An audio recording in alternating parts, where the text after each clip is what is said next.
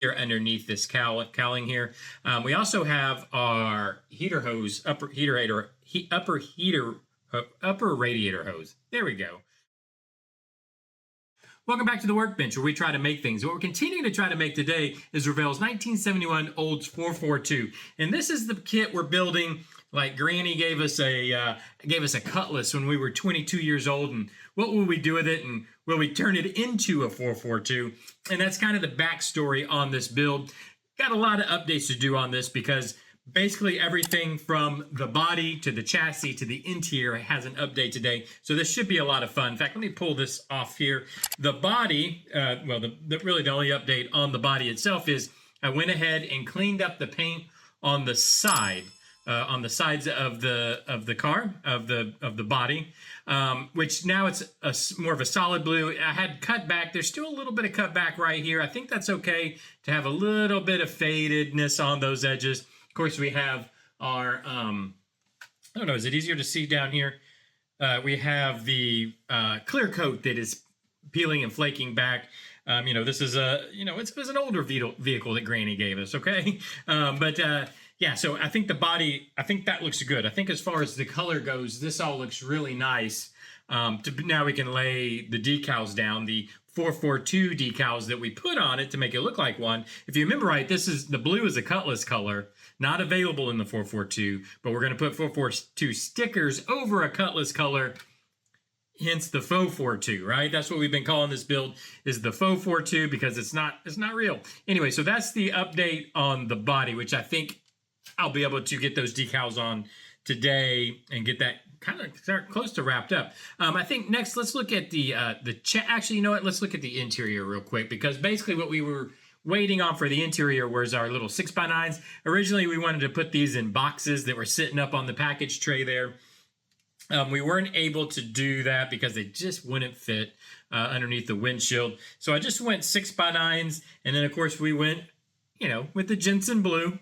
That's our Jensen 6x9s that we would, of course, have back there because we need the tunes. We need the tunes. Oh, and a quick reminder of the interior itself. We've got our trash McDonald's meal back there. We've got our Auto Trader because this thing's on its last leg. Maybe we're looking for a new vehicle to drive around town. I don't know. But anyways, we've got all the detailing we've done on the interior, which pretty much, I think that pretty much finishes the interior. I can't think of anything else that we were wanting to add. I mean, I might detail it up a little bit more, I don't know. But I think for the most part, that has the interior finished. In fact, let's see if we can slide it in, see what it's going to look like in, got to do this carefully and always forget there's an easy way and a hard way to do it. What was the easy way? Let's see kind of what it looks like in the body here, especially with the speakers in the back now. Well, let's take our wing off. I think that's going to look pretty good. I think that's going to look pretty clean. I think, it'll look good, especially once it's behind the glass. Those speakers they'll look pretty nice. Okay, and then the last thing I wanted to talk about, as far as updates go, is the chassis itself. First thing, I did get our 90-degree boots in, so I can start building, or I have started building, the plug wires. I needed these 90-degree boots to go on the distributor because the way it fits is pretty tight. So I needed them turning 90 degrees out of there. I can't have them looping up. But so I've got those, so I can start building the wire, or I have started building the wires out. Now I can actually get it wired up. These should actually be pretty well dry now. I can go ahead and start doing that. The other thing is we got our mufflers in. So let's flip it over. We'll look from the top side here. Where's our exhaust? Let's just kind of look at this. So we've got our custom built exhaust we did here. If you remember right, the exhaust that came with this car was just way too small. So we took some sprue, we bent it up, just as a quick reminder. Let me show you down here. We made these bends in it. We added an H-pipe with some kind of slip fittings, basically just using styrene to build all that out. But the real point is, if we put this in place, now I've clipped these. I'm going to kind of just hold them in place as best I can. I've clipped these to the length they're going to be. We got our mufflers in, and what's really cool is these mufflers fit perfectly over this sprue. I mean, they fit just as they should. And I think what we're going to do, is set them here. This I talked about maybe coming out under the rocker, but most of the votes I got said just do turn downs. So what I'm going to do is, this is the stock location. This is the location for the stock mufflers. I'm going to use that location because basically, I don't know if you guys have had noticed in the past, but there's a hole right here. Can you guys see that hole there? That's where the old muffler or the old exhaust system used to plug in. So if I put these in the stock location, it'll cover those holes for one, and I can just use this offset, the offset in the muffler here to just do a little turn down right there in front of the rear axle, and I think that's going to look pretty good and do the job. And having them back in those stock location, which there's a recess. Let me just come here down below here. You can see they're not going to hang super low. If I'd gone where I thought about at one point going about right here, they were going to have to hang lower. Yeah, because it's lower there. Here we can pull them down a little bit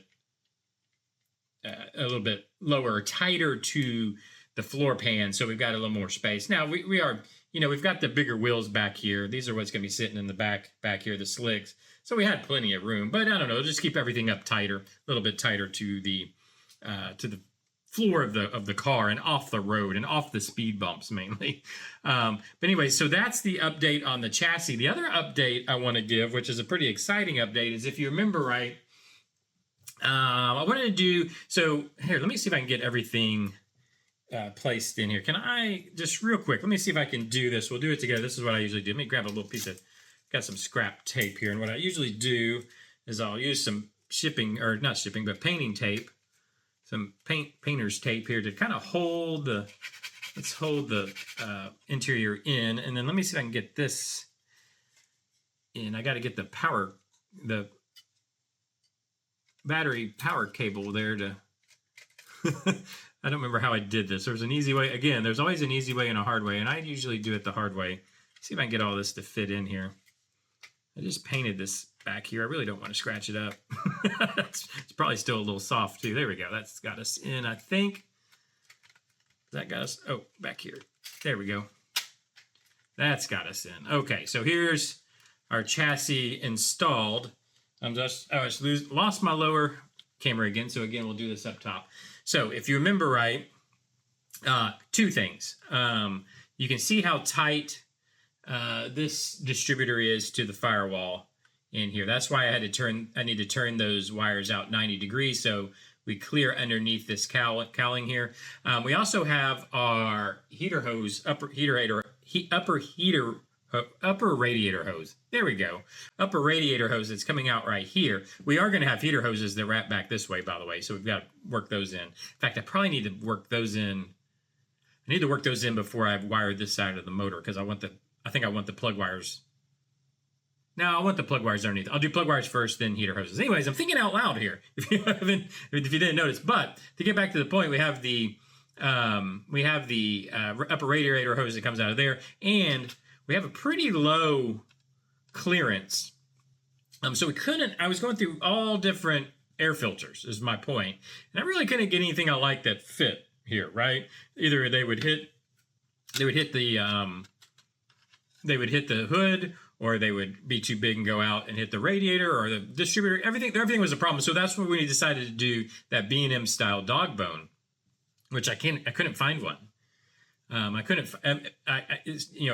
found a file to print one, which I actually bought. I bought the file, and then my printer doesn't work. But I need that dog bone style filter, and I've got great news.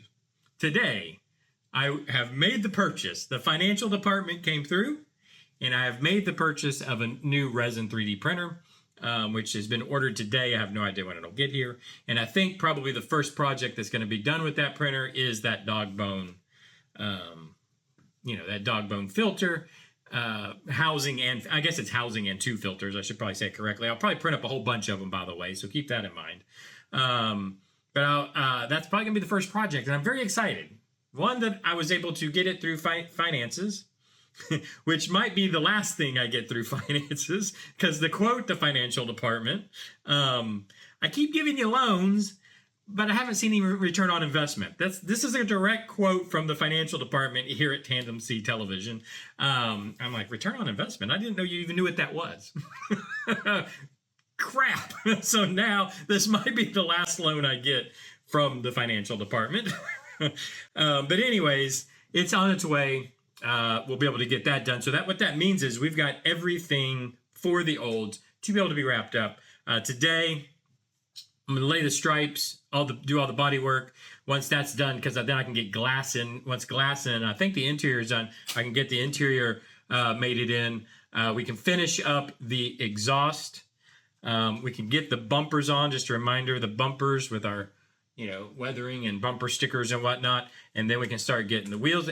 Point being is, I think a couple days we probably should have. Well, couple days minus the filter. Now I can go ahead and get everything done except that can be the last part to go in, so I'm not worried about it. So I can get everything, I think, in the next couple days wrapped up, sans air filter, and have the Oldsmobile done, which I'm very excited about because I actually really dig this build. I've really enjoyed it. Let me know what you think. I've had a blast with this build. It's been a ton of fun. Just, I don't know. I think it's a little bit of memory lane. You know what I mean? But let me know what you think down in the comment section. If you want to keep up with the final couple few episodes of this build, hit the subscribe button. We'll be coming back to the F100 also. We'll be coming back to the Thunderbird also. So if you want to keep up with those, make sure and subscribe and hit the notification, ring the bell, hype button, whatever. I don't know. Do all those things everybody tells you to do on YouTube. I got to get this thing wrapped up. So I'll see you guys tomorrow. Bye-bye.